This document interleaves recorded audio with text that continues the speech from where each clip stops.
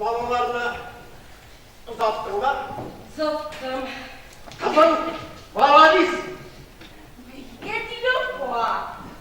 Senin yaştaki kadın kızını beş kızıl cebini bulsa da bir koyada işe almıyorlar kaçsın.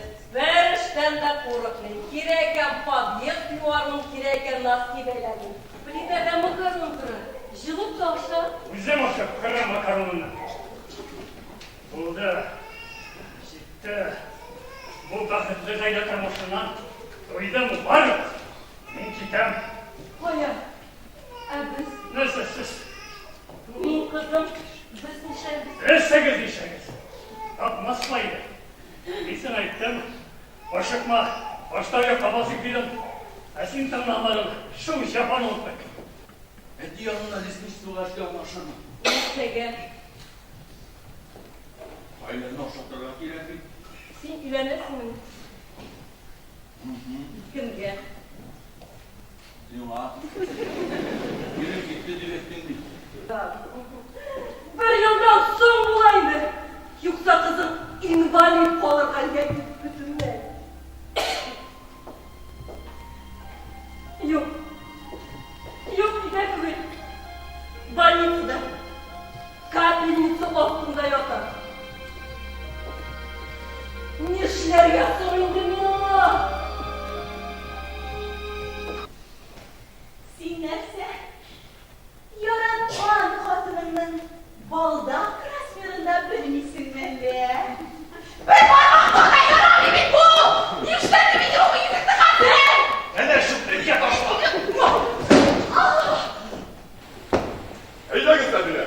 Bilginiz için, cahil için, uzanısın, selametlik için, kudderlik sayın. Tüm kılavuz payda. Yok. Benim bir de eşifçiler yok. Heyde. Mara bilirsiniz. Eğer şuşunda nokta koyup meclis alın.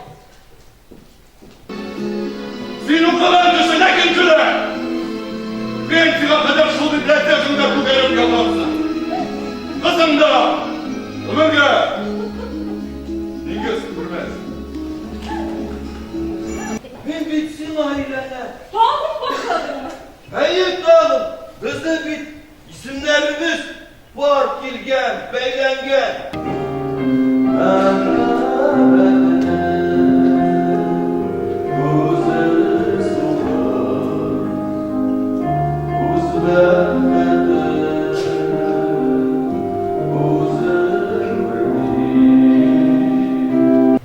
Bana başrol etsinler, yukarıdan kulak kebekler! Kalbiniz burada!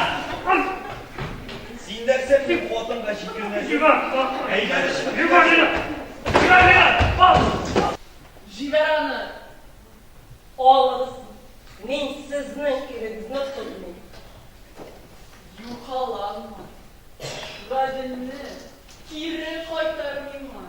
Koytarır işin başta alırga ki. Men sizden kadını almadım. Oysa nişlerinin men senin yanğan ormanında? Benim hatının bulup işlersin.